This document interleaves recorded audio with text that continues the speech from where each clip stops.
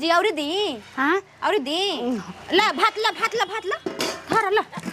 अरे ना दीदी ना हाँ। हमरा तनकी रसवा दे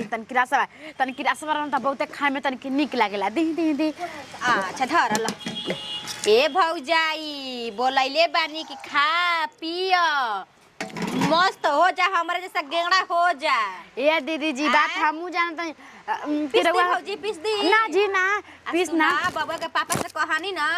तहिया के का कहतानी कि दे दिन ना ना छोड़ कहानी हिया के हाँ। कि जाय द चिंता मत कर आइल बनी हमर सरहद जी ना त एथी आजू मुड़ा चुसवा द कालू एथी चुसवा देम चुस्ता लावेला कहले बानी। ए भौजी खूब चूसी ह ठीक ना आ का कहिए दीदी जी रवा जानते नहीं कि हमारा कुछ भी कहीं मूड़ा बहुत ही हमारा पसंद है मूड़ा हम खाने। ए भौजाई भाई हमार कहत रह न कि तोर भौजाई के ना तो ढेर मूड़ा चूसे के आदत बाटे ते यही चलते हम मूड़ा तारे खातिर मंगवा देले बानी स्पेशल समझ जा। वहां का जब लावे तब मूड़े लावे हाँ तब का आ चूसता लने भौजी चूसिया खूबे आंख मुंह के का हैं बहुत अच्छा लगा जी। हाँ हाँ खा और दी भात मछली ना ना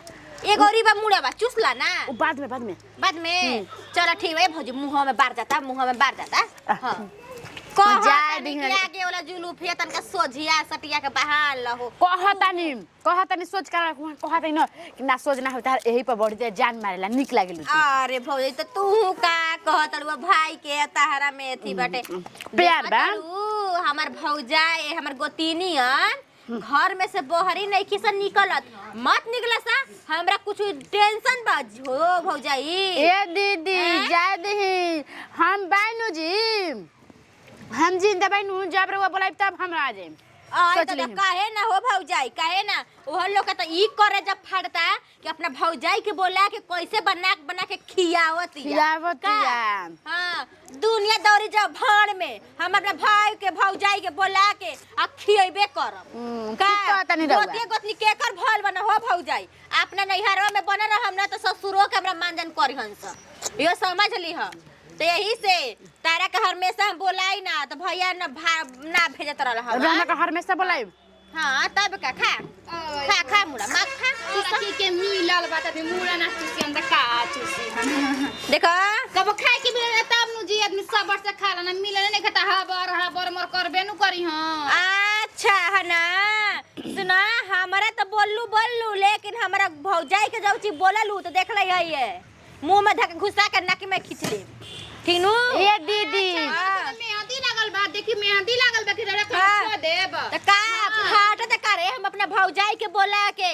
मछली बने चाहे मुर्गा बने चाहे कुछ बनाई हैं तो हम का करे जब फट ए आदमी के अथी नहीं खाने आदमी के मुंह नहीं खे आदमी के भाई भौजाई माई बाप ना आवेलन हां। ए दीदी अरे टूटा भंगड़ा के पूछे हां के पूछता कोई के नहीं खासन भाई खइला बिना अरे जाना जा सब आदमी जान के बैठ कोई के भाई या भौजाई नहीं खसन त कहां से कोई जाने ओही भाई ए ढकोला मत देखा खबरदार ठीक नु देश ना जन बोलता तो बोलता लेकिन देश टच नहीं न कर गिरा देम काजी हमरा के ठीक नु ए भौजाई ला आउला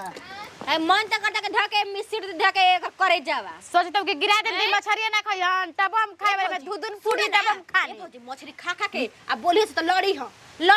हां हम निपट ले लड़म तू कहिए भौजी कह ठीक बा खा तू रुक भुला के हम नतिया के बेटा भौजी कह देता देखी दीदी जी रवा खाली हमरा के कह हम झगड़ा करे के देखे माइल बनी का करे खाती नेहनोर कनिया बा देख मतलब का हम लड़म ना झगड़म हम पहले खाली कुछ भी का मुड़ा खाए में वही निक लागता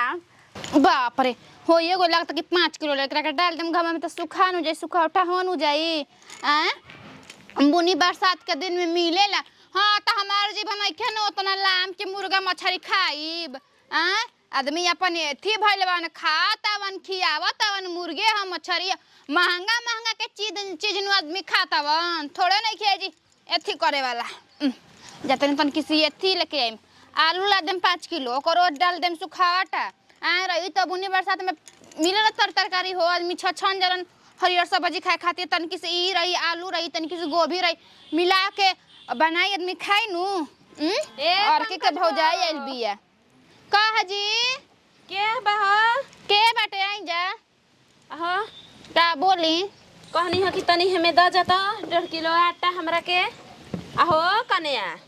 अभी खाए बनावे कह जाता रू हाँ जी जाता नहीं बनाइबे करम तन के देरिए में गोभी उभी लेके तैयार बाऊ सुका उठा डाल ले बानी जी गूथले बाऊ का हो है का गुथल बा देखत नहीं खे गुथले बानी बिछल बता हम कहीं तोड़ के ना ना ना गुथले बानी गुथ के एकरा के डालब से छता पर टांग देम तो 10 दिन में सूख जाए का बाटे 5 किलो लईनी है किन के गोतिनिया के भौजाई आइल बई ना हो अब हाँ मैं का जानी के भौजाई हो चाहे माई हमारे वाला का मतलब बाई दीदी जी हम मतलब नाता रिश्ता नहीं खी रख जान जाई ओकरे से रख तनी जे तनी नीक से बोला देखी जे हमरा खातिर नीक बा ये सब कुछ ठीक बा जन्नी नु देखनी है कि बैठ के पतिया तड़ी जदी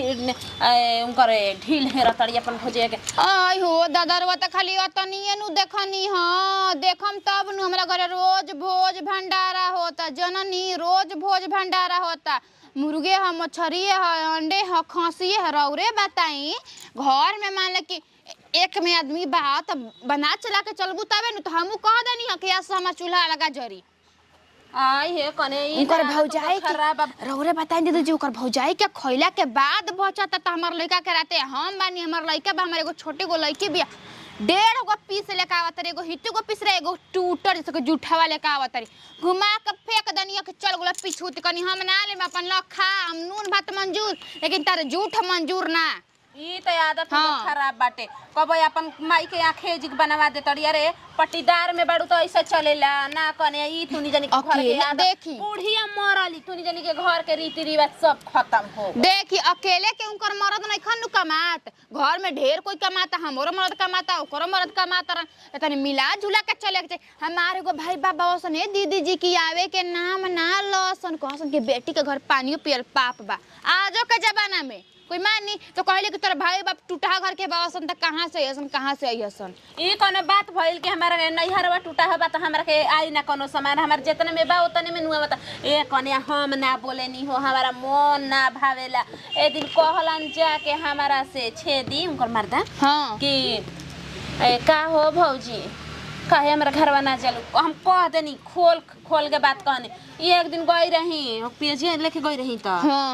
प्याज के पता ही है तो मांग के लेकर चल गई तहर मेहरानू हमरा दुआर पे आ गई मेहरानू भी आज कहले का हो जाई हमरा से काहे नहीं की बोलत आजकल छोटा किनु रिश्तेदार हो गइल बिया आहो हमरा काहे ना कहनी जेकरा से हमर मन भरी हम ओकर से चलाई हमरा दुनिया से एथी नहीं खे रखे के हियामा कौन एथी बाजी ओकर कहनी है कने हमार मन भरी जेकरा से हम बोलम देखा तनी कि तहरा भी आइम त तू मुंह बीज कोई बुआ ए दीदी जी ई पलटू है हमर गोती है पलटू राम ये बिना पेनी के लोटा इने से ओने से त कियो नहीं के जाना पूरा करत रहेली मोहल्ला जानता तब का हो जाइया आइल बड़ी ई काहे जे रहतड़ी आई राम आई हो दादा हे राम जी हमार भौजाई भाग रही तो रौरे बताई जी बाहर बेटा बा टोन बोलत रौसन छत पर चढ़तिया त जान जी हमनी की इज्जत नहीं हमरा मर्द की इज्जत नहीं खे चढ़तिया त बोलत का ए दादा का ए भौजाई रम भेट ना होई आई जा ए जवन ना बोले के तावन बोलत रौसन तब कहतिया कि हमार भौजाई पवित्र बिया आई हे दादा इनकर भईवा मन जान करलन हो के 76 सुंदर लागतिया लागतिया मार मंग टिक्का नथिया लगा के चढ़ जतिया छत पर लागतिया बतियावे के कौन बेटा वाला के अपन मर्द रे के जाना टटे जी झाक के हम देखे ना जना दीदी जी के तू कैसन बा कैसन नहीं खु हम एकने आई हवाई जहाज बाड़ी ई हवाई जहाज भी एकर भौजाई अहो नया नहर बिया सही कहता है इनकर मोटा बन कुछ कुछ करिया त भौजाई कैसन वैसन मिल गइल के अपन इसके भैया के छोड़ले होय सब भगा के लेके आइल हो जी दोसर जात बियादर होई रखले पतोरिया होयसन छोड़ देलसन अपनी अनु के यहाँ आटा नइखे देखिए जैसे हम लगा भरी बनी बे आटा पिसाइब तब नु अलगा हो गई नु आज से अलगा बनाइम खाइब एगो में ना रह अलगा हो गइलू हां ना रहब एगो में अच्छा अभी सोचे तर किया से आज हो खब रौरे बताई कि भौजाई बोला बोला खियावतिया बनावतिया हमार बाल बच्चा हम जुट काट खानी ना कने ना ई बात कहताड़ू काहे उठू करे के बा होय अपन भतार के कमी नहीं खाए के बाटे है इतना शासन में जिए के बा अपन तब का जी इतना आदमी गिर कर रहियो अच्छा ई रवा बताई हम अपना भौजाई के बोलैले बारी चाहे अपना मातारी के बोलाई चाहे केकरो बोलाई यार मेहरानू के का दिक्कत बाटे केवनो दिक्कत नहीं है हैं कौनो दिक्कत नहीं है। अच्छा रउआ बताइए अपना भौजाई खातिर मछरी बना के खियाओ तनी चाहे कुछ बना के खियाओ तनी ओकर करे जे काहे फाटी बोली रउए। ढेर बोलती है वो, ढेर बोलतिया, हद से ज्यादा बोलतिया। यो समझ ले हम जा हमर दिमाग से न कल तो समझ ले हम चिन्ह बना करे ना कोई के। ना तो ये बताओ कुछ देखले तबे न बोले तेरे भांग तो ना पिए ले बिया कि बोलले होई जरूर कुछ काहे और आसिका सिया के मारते कहते कहियो मुड़ा मिलल ना होई यही से ना आदमी अहिया खाही खातिर न अगोर ले बड़न। हमार भौजिया खाए खातिर अगोर ले बिया। हम अपना ना बोलैले बनी, हम अपन फजर के ना कमी नहीं खिया तनी कि रार हम कमी नहीं खिया तनी अपना भौजाई के। बोली केने बिया अपने घर में बिया आओ कहां बिया। ए उजरंतियो बाप रे बाप हई देखो लोग के ना अपने भाई भतीजा ना आवो तो आदमी सोचे के दूसरा कोई के मत आवो हैं। हम पूछा तनी। हां बोला के पूछी अपने भौजी से मेहरानू से। ए उजरंतियो हां एने तो इसी हम ना छोड़ब। हटा होने सोच के बैठ जा करे जा पंकरा काहे खातिर इनकर भाभी आइल बड़ी तो बोलिया तारा झूठ खाए का तब हमरा झूठ खाए का तो नहीं खे। देखा काने नु के कोरछु गलती देखले होई का झूठ है का रे भौजी खाए तब हम हमरा मन हमर बाल बच्चा खा लस काहे का तारे बना के हम दे हम काहे आ बोल ना तू घर में अति मर लेके ऐश कर भी हम बना के रही देन धकेले खाती हमर मरते मौक बा। अच्छा तू न जानता ई से तू ही न जानता कि मौग के का हटे। तो तोर भाई हमरा का पसंद करे तो वो तो ससुर एकदम गौक बा। ई हिंद में ई ए बबुआ जी अपने मेहरानू के समझा दी ठीक नु तो तारा मुंह पर बोलल जरूरी रहे का जरूरी रहे मछली के पीस खातड़ी हो ये खाइयो त कहां अपना मुंह पर बोलल जरूरी रहे। हमने कल का होखम आज लगा होखम हम अरे हो जा केकरा कहा तारू केकरा धमकी देबा तारू बोल ना केकरा धमकी देबा तारू दे तो नहीं कि बतिया भौजी संग रही हो जा रही हो देख लेनी ना बबुआ जी। अच्छा जाए तो भौजी का ठीक नहीं के होत ई ठीक नहीं के होखते समझ जाई। सुना देखो अब हम तो बोलम तो तू कहबू के अपन मौगी के पार्टी लेता नहीं तो देखो तारो बात के हम समझता नहीं ओकरो कहल कोनो गुनाह नहीं के खाना खाए करे तो चूल्हा भी से ओने हट जैती जूट कट कोइला के का जरूरत है आ तब घीच का करहे में मुड़िया डाले रहली का हमर भौजी बतियावत नहीं रहू रो कहीं ना करहे में डाले रहली हम मुहवा भौजी माने रउरा का हम निमने बात कहत वगैरह तू तो समझे पतियारिए रखू हम का कहीं का हो भौजी।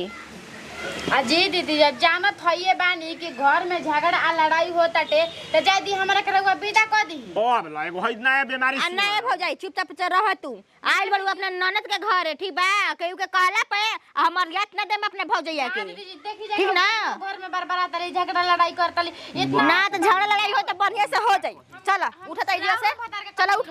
ना उहा सब के खाता ए महाराज रउरा सब अच्छा एगो बात बताई हमरा के। अच्छा देखिए सही या गलती रउरे ईमान से अपना छाती पे हाथ धऽ के बोलम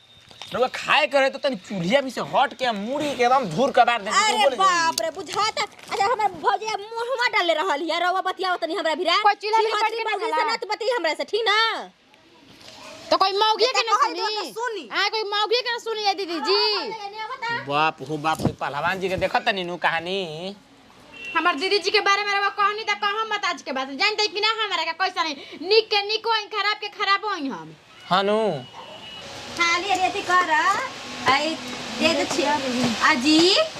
बबुआ जी हाय काहे राते में मुंहवा ना करनी कर ले रहनी है अभी राती खानी मुंह लौकता अन्हारा दुनारा का लौकत रहे जी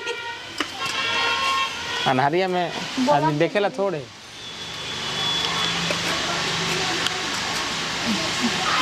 ये कनिया लेकिन कुछ कह जब बनावत रहू खाना न गमक के घर पर जात गमक के का बतलावेला समझ ला हमारा पेट में तो चूहा कब्बे से कूदत रहे ज्यादा भर बियाह के थकल रहनी आज खा खा के आराम करी हर राती में तेल लगा दिया हो कन्या। ठीक बा दीदी हम सब के तेल लगा दे। हां ए कनिया जल्दी जल्दी ठीक कर तनी हाली हाली द हां छोड़ द अरे छोड़ के देख के देनी डोज और बारा ले ये भौजी ढेर मत दे के खा के तैयारी अच्छी हो जाई जा। अरे कनिया एकदम सीख हो जिया देखी जा हम अपने हाथे बना काहे खाती नया कनिया आइल बिया त बनौले बिया खियाई ना जितना मन ते इतना रहो सब खाई जा रहो अनु। सब बनैले बानी। देखता नीक लगता देखे में कपड़ा देखा कुछ कह रंगीन लागता। जब देखिए लेनी त बुझाता के पेट भर गइल हाँ देखो मछली निकाला जाता किनारे से निकाल जाता टूटे लिसो ना जानलू चली रहुआ कह दिन तक किनारे से लेकर हमनी के देखा तेज पुरुष आदमी हो जा लइकाइए के अरे मिला के दो ना तो तेलवा जाता ना तो समझ लो तार दूल्हा के डायरेक्ट हो जाता खेते में रहिहन समझ लो जाए तो ठीक है बटे खेते में चली रो नु गजी गजी अरे बाप रे बाप गजी बात करे लो हाय देखी जी बुची हाय देखी हुआ बड़ी बढ़िया बनल हमार त मन ये कन्या हमरा में न एगो पोछी दे दी पोछी आ एगो जोन पीठेवा रहेला न उहे हम मुड़ा सुड़ा ना खाए ना ये बुची कन्या का करबू अरे कन्या के हाथ के बाटे जमने दिहन उहे खाए के बा अरे हाँ ये तो बतिया सही कहतनी जी का हो में ना नहीं की पर धरे तनी गरीबिया देता ए भौजी आई दादा रासा रासावा हाँ अरे आगे आगे बढ़ जा रसवा दे दो रुक जे पूछिए एकरा में नहीं खे आए हो रहा है लगले लगले ज्यादा एती मत कर तनु हां मिल दा दा ये तो खाए छोड़ दो एती में दे दो तनी परे दे दो हमरो के दे दो हाँ रसवा दे दो कन्या से बीच में देवल जाला बीच में देवल जाला परे ही दे हमारा के ई कौन भाषा बोले लगनी जी रउआ जहाँ जाए ना रउआ जहाँ जाए ना कमाए वो जीवा के भाषा लागी ना इस्तेमाल करे आए अब ले जा हां एक कन्या सुना ना टमाटर वादा तो हमें के टमाटर हमें नीक लागेला सब्जी उजी में के हो दहिया द छनाटवा दा खाना बढ़िया बने द छनाटवा दा कुछ कहे जुगुत ना नानू ए हां ऐसे ए भौजी आई नीचा भाई खुशिया लगे गोड़ाता हो तू दहेज भी लगा ला कन्या ला तब हो बबुआ जी हां फरे से खाइम निक से खाइम कुछ घटी तो कहां जा और कुछ हां हां देखो कहाई ना अब भौजी आए देखो तो बताई ना सब जानी कैसन बनल बाटे मछली ए बबुआ जी हमरा आदत बाजी गोड़ ला के खाए खातिर आज से ना कहियो हाँ मछली तो एकदम आवाज कर एकदम झकास लगेले बो ठीक लागता आवाज कर एकदम मछली बोलत पिया एकदम ये तो हम सोचले रही कि हम बनाई है रवा छिप मत काटे ना तो हर एक चीज में रवा छिप काटत रहे नहीं ये समय तो आप फूर है हमारा फोन पे खबर मिलत रहे कि खाना बनावे नु एमे दुइए गो आदमी के घर भर पेट खियाई हा हां सब एगो काटत रह जाई अपन मर्द के आ दूसरा में अपन ननद के काहे से कि ननद के सामने आई रख नंदोई तो ए भौजी हाथ में निकाल कर रख दे बाद में खा रख दो ननद के कामे नंदोई आई आ मर्द के कामे तू आई तनी जोड़ा पारी बाई जा बढ़िया से खियाई हा का है ननद भैया में का नहीं है ए भौजी खियावा हमरा की दुनु तक खा खा के अपन दे बनैली जे हमरा के तो बिलवा देले बजे देखते बाड़ू तो जा दिया रवा के हम बना ना ये कन्या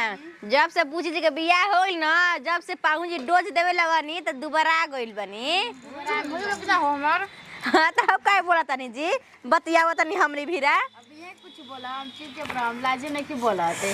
हम देख तो भैया लाजे हां बियाह ना हो गइलो बिटिवा अभी और तरे कइले बड़ू हैं आदत ना छूटी बिटिया के कन्या हम्म? खियाई में नेक सब कोई के देवे के बाटे ठीक नु खियाई में नेक सब कोई के देवे के बाप कमन केवन नेक के दी आ सुनी जान जा जाके आ ले ले बना विश्वनाथ पर से नथुनी बेटौआ गई रही त उहे कहे लगल हवन कि बे सुधीरवा नथुनी लेके गइल बाटे मुंह दिखाई ना देल हवन अब न दिहन कहता नो की तरह के हमेशा देखते बनी तो आज का है तरह के वो दिन जगह के देले रहा है भैया तब नथुनिया ओहो तो ना के देला एक नेक हम अपना बैग में धइले बानी हम जानी गइल नथुनी दे दे बता के कहिए दे अरे गाना बनवाले में 3 थार आ ना कर रहे तो मिल रहा तो एको थान ना ना 3 थार बनवाले बानी जानलू 3 थान बड़ा वो बनवा आ माड़ो में जब चढ़ल बा बाबूजी लेकुल बने लेकिन हम तारा के बनवाले बानी 3 थान हाँ 3 थानवा गाना बनवैले बने कौन फूल कन्या स्पेशल एकदम तारा खातिर बनवैले बनी बबुआ जी 3 थानवा गाना खाई जा जा जा कन्या जैसे खाना बना के सब कुछ एक बार परोस के खियाव तो इहे सोची है कि हम अपन ससुराल में ऐसे ही रही ई ना कि कोई कानो भर जलस न तो फूट जाइ ह कैसे ससुराल चलाए के बा कैसे रहे के बा तोहरे करे हाँ के बा। तहरे पबा हमनी के तो ढेर दिन कोई नहीं जा ये घर के काटा धरता तू ही बड़ू जान लो। आज से तिजोरी के चाबी के लीही तू किनु अब जवने घटी जवने पानी सब कहे के बा तू अभी हम कैसे बन जी बताई जब नहीं अरे मत हो तनी देख ले गांव घर के रीति रिवाज तब नु दे बुझा घर बिलवा दी हम काहे खातिर जो चीज घटता बढ़ता हमनी से खाली कहे के बाटे हमनी लाइव खातिर तैयार न बन जा। तिजोरी के चाबी देला का मतलब ई ना होला केनो काम करे के बाद समझ बुझ के करे के बाद। हाँ बटे जी हम जाना तनी अब का हमारा के मतलब तिजोरी के चाबी है सब दे देनी तो हम अपना मन के हो जाए हैं हमारे मन ये विचार बाटे ना वे कहनी हां आहो अरे छोटकी और लेम चावल दे दे ना ना लेम दे चावल झरिया के कहले हई का कि चली खाना खा ले ना रही भैंस चरावे के रही अरे तो भाई आगे पीछे आदमी ना खाई गइल त हइए रही भैंस चरावे के रही त ये जी के बिटिया हड़ी ये जी के अपन जगह जमीन लेके रह गइल बई सब गांव पूछे ले आदमी ना पूछी तो का कही हन ना ना गइल रही ना रही लइकवा से कहनी ये बाबा जी ते थी मायरा हो सकना नहीं के हो मामी नहीं के गइल बिया भैंस गमला में खाना है कटोरा में मछली हाँ। ले जाके सलाद सब पहुंचा दी है घर के बात उठू हो जी दो कोटरी में ला दिया हत्ते को उतन तन दे ले बक चुप रही इसलिए पागल हनी ना तनी किसी दिया आप मुझे जाए दी जे करेले अपना खाती का जी दीदी ले लो जा ना अभी ना लेम और कुछ लेम जा मछरी से तो हम जा लेम कुछ जीरवा चावल बे ले तनी रुको लगा ले दे चावल बे आ चावल तू ले ला हम और भैया के पीस बगरे भी अभी ना ले हम ले ले चावल हम तब जाके ले बबुआ जी को जीवे मेहरानू बैठल ये देखा टेंशन बटे का जी ए भौजी तो तका का हम अपना आंखी से देखले बानी हमरा आंखी के सोजा तू कीड़ी बंद कर देत रहू घरी हमरा कैसा लागत ओय हो दादा ये के हमारा के नु हमारा से फोन से सब बात बतात रही कि अब हम दिन ही न टुकु टुकु ताकि आ भौजी नु हमर केवाड़ी बंद कर देत रही बेचारा मती हाँ, तू